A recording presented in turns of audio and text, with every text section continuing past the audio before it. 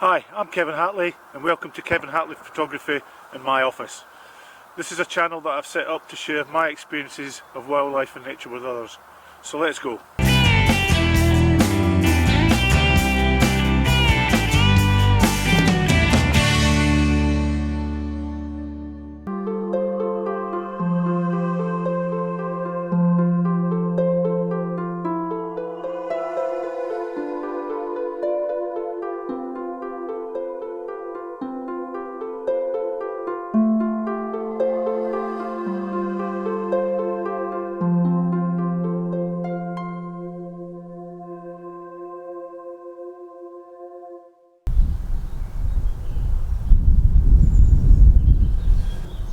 For me personally, I don't think there's a more iconic sight to be seen in the British countryside than that of the barn owl out hunting, especially during the golden hour.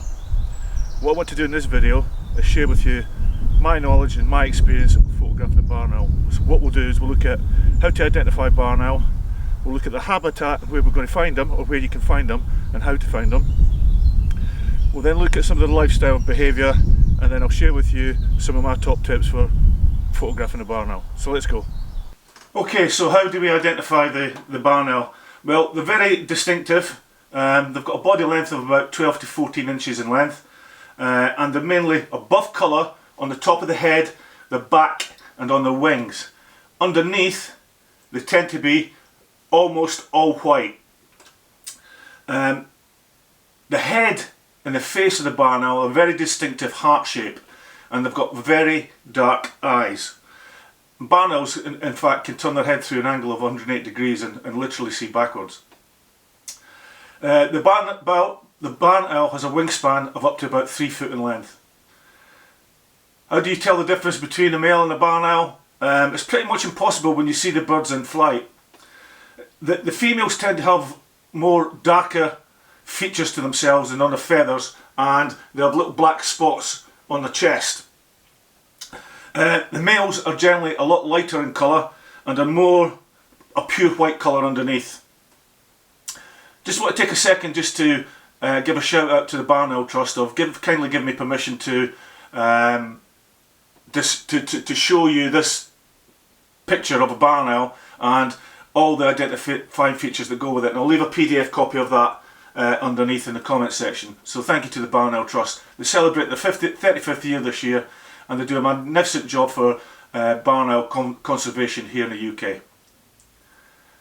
When it comes to the barn owl's call as such, it's a really eerie, screeching, hissing type noise, and I'll play that for you now.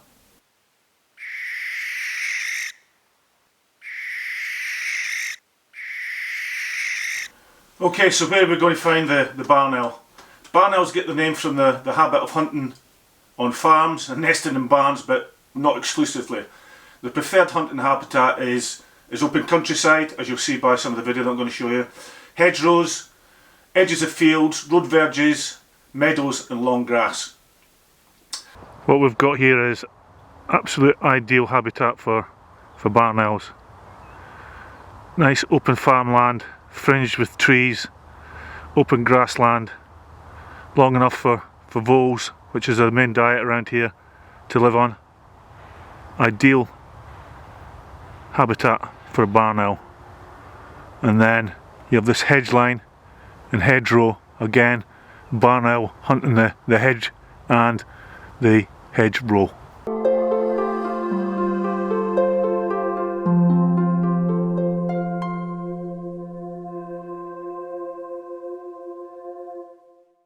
When it comes to roosting, barn owls spend the majority of their day usually in the shelter of old farm buildings, but they'll also roost in things like nest boxes that have been put up for barn owls, holes in cliff faces and holes in trees. What I'm going to show you in this video clip is you'll see a barn owl being disturbed by a magpie. The owl is actually at roost at the time. Maybe it wasn't a good choice of a roost for the barn owl.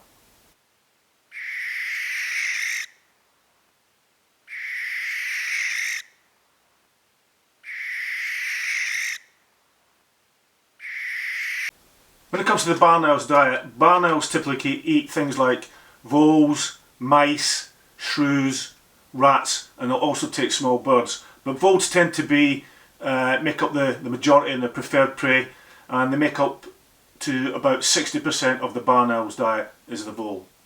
If you're lucky enough to find an area that a barn owl is living in and hunting in, one way to discover those types of areas is to have a good look around places that you would think that a barn owl would perch from or hunt from, and look at the ground to see if you can find any pellets, which they normally leave at roosting sites and perches where they hunt and feed from. Barn owls will regurgitate between 1 or 2 pellets a night.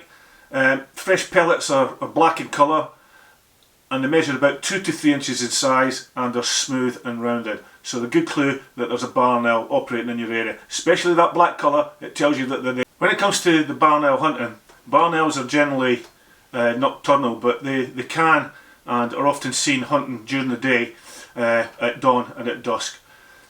The routine that a barn owl will probably go through is once it comes out of roost, it normally starts hunting straight away, or certainly if it's got young, it's going to start hunting straight away. And what they will do is they'll start quartering the area, going back and forth, searching for the voles.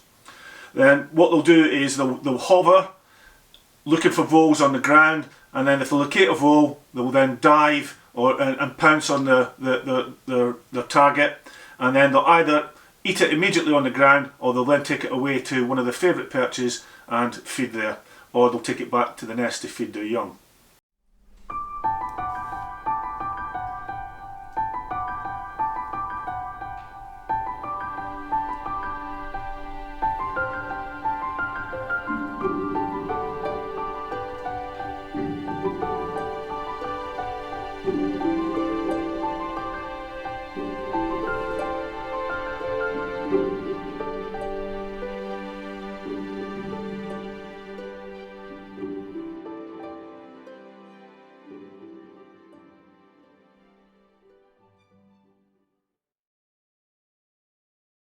As I said at the very beginning of this video, there's no better spectacle than watching a barn owl hunting, especially during the golden hour on a beautiful sunlit evening. When it comes to photography and settings, I'm going to recommend 2 settings to you. Firstly, there's your stationary owl, sitting on a perch, sitting on a post. What my go-to settings are 1/500th of a second, f8 and auto ISO. I always shoot in auto ISO. For a barn owl in flight, I'm going to up my shutter speed to about 1/1600th of a second minimum. Again, f8 and again auto ISO.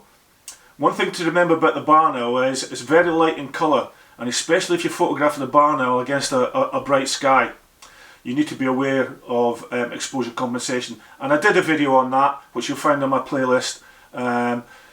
Really aimed at beginners, but I think if you're an intermediate as well, you could possibly learn something there. So if you want to learn about exposure compensation, I did a video on that earlier this year. Okay, what I want to do now is tell you a story of a great encounter I had with a barn owl. I knew there was barn owls in the area. I arrived early. I thought I got there in plenty of time, but as I actually arrived, the barn owl was already out. So it was a rush to get my kit ready. Anyway, the owl appeared, and then it started hunting along the edge of the field. And I thought it was just going to hunt that edge of the field, but all of a sudden it then stopped, hovered in the corner of the field looking for voles, and then it turned, and then it started heading down the hedgerow towards me. And I thought, is it going to stop? And it kept coming and coming and coming, and I just kept firing off the camera. And then it just got to the stage where it just got so close to me that it was too big to fit in the frame of the camera. And lo and behold, it landed on a post right next to me. I couldn't believe how close it was to me. The owl then, after a couple of seconds, it flew off down the edge of the field, and I thought that it was gone. But no, it wasn't. It turned, and then it flew back up towards me again, hunting along the hedgerow. An unbelievable encounter with a barn owl, and one of the greatest wildlife encounters of my life, and it's something that will live me all my days. A fantastic experience.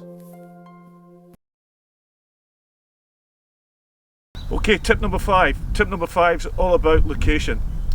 Obviously you've got to find the barn owl if you're going to photograph it. The likelihood is that you're probably going to see a barn owl perched on a road, at the roadside, on a post or something like that. Once you think that you've got barn owls in an area that you've got to put the time in. You've got to put the hours in, going out and watching the barn owl, watching what it does, where it feeds, and stick with it, really stick with it. I've spent lots of hours without seeing anything, and you've just got to stick at it. But location, once you find that location, stick with it. Okay, tip number 4 in photographing the barn owl is all about the equipment that I would recommend that you have as a minimum if you're going to go out and try and photograph barn owls. You need a tripod, good sturdy tripod. I highly recommend a gimbal for getting the barn owl in flight.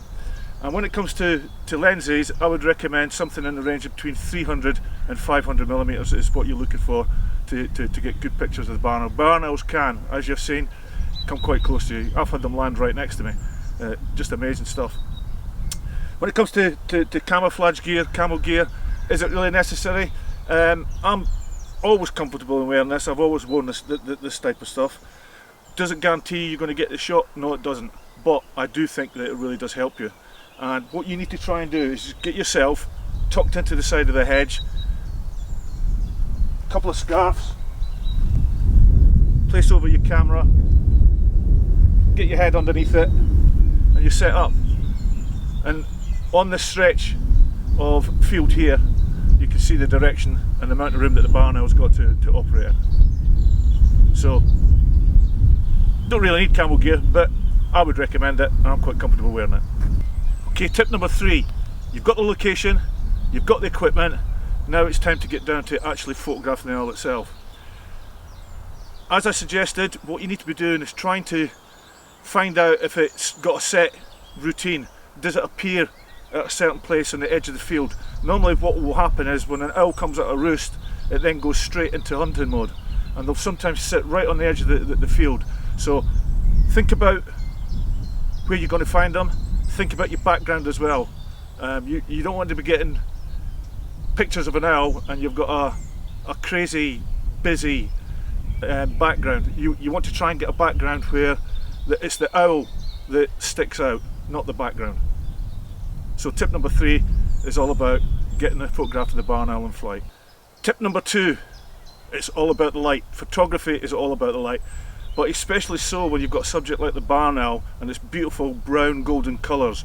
You combine that with the golden hour and the sun's at the right height, and you can get some incredible pictures. So the best time of day to go photograph the barn owl is first thing in the morning or last thing at night during that golden hour. That's the time to get the pictures. And finally, tip number 1 is all about patience and perseverance. As I said earlier, you need to put a lot of hours in to get the pictures of the barn owl, and it's going to be early mornings, late evenings, best time to do it. But patience and perseverance is my number 1 top tip for photographing the barn owl. If you put the time in, you're patient, you stick at it, you persevere, then I'm sure that you're going to get the pictures that you're after. So what I want to do now is just leave you with some of my favourite images that I've managed to get of the barn owl, and I hope that you enjoy them.